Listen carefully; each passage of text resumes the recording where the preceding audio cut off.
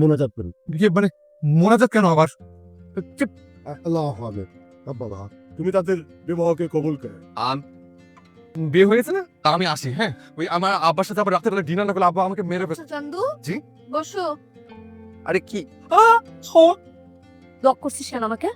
Block করছিস কেন? মা? আমাদের বিয়ের সব ছবি তাকে দেখা দিই। দেখ, না প্লিজ, দেখ না। না না, আমি আমাকে ডাকবো না, আমি আমাকে ডাকবো না। আমি এরকম করেছি কারণ আমি তোমাকে ভালোবাসি। আমার ইচ্ছে করছে,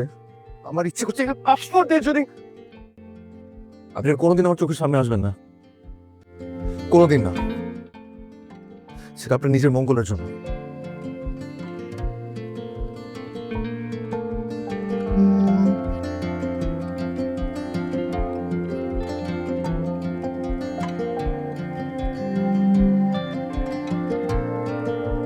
সরি, সেদিন না আসলে কেন জানি মানে রাগটা কন্ট্রোল করতে পারছিলাম না।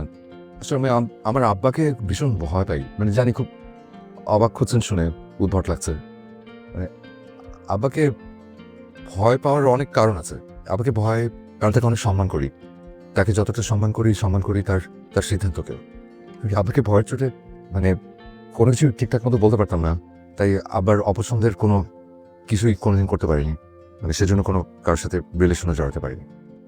মাঝখানে ওই আপনার সাথে যখন ফোনে কথা হতো না, আপনার সাথে কথা বলতে বলতে কখন যে আপনার সরলতার প্রেম পড়ে গেছিলাম, ওই সময় ভয় কাজ করছিল না, কেমন যেন অন্যরকম একটা অনুভূতি।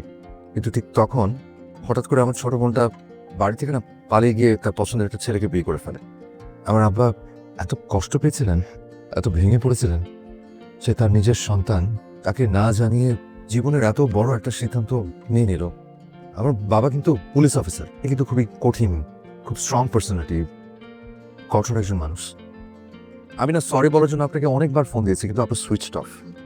I am sorry. আমি না আসলে কি ভুল বুঝে প্রতিশোধ পরায়ণ হয়ে গেছিলাম। প্লিজ পারলে আমাকে ক্ষমা করে দিবেন। ঠিক ঠিক আছে। কোথায় যাচ্ছেন? এর থেকে দূরে। যে মানুষটাকে ভালোবেসে এত কিছু করলেন, এখন তাকে ফেলে চলে যাচ্ছেন? আমি তাকে ব্ল্যাকমেইল করেছি, সিন ক্রিয়েট করেছি।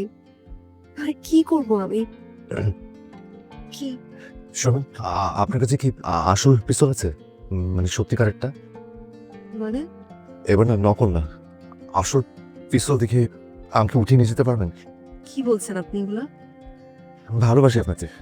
আমি আমি সারা জীবন কাবির নামে আটকাতে চাই আপনাকে। ফান করছেন নাকি কোনো গেম খেলছেন? না, ক্রস ফায়ারের ভয় না আব্বাকে আপনার কথা বলেছেন। ভেবেছিলাম যে যা আছে কপালে, কপালে হয় গুলি, না হলে আপনি।